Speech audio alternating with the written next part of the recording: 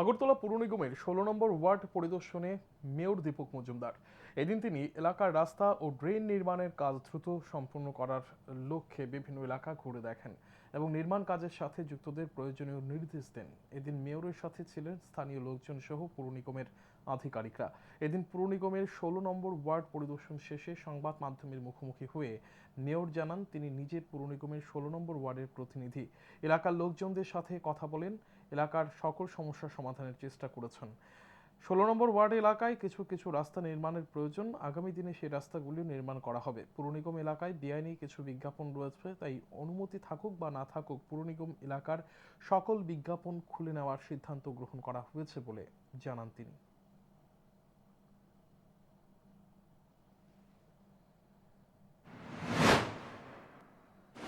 এই ১৬ নম্বর আগরতলা পৌর অঞ্চল ১৬ নম্বর থেকে আমি প্রতিনিধি হিসেবে আছি আগরতলা পৌর নিগমে।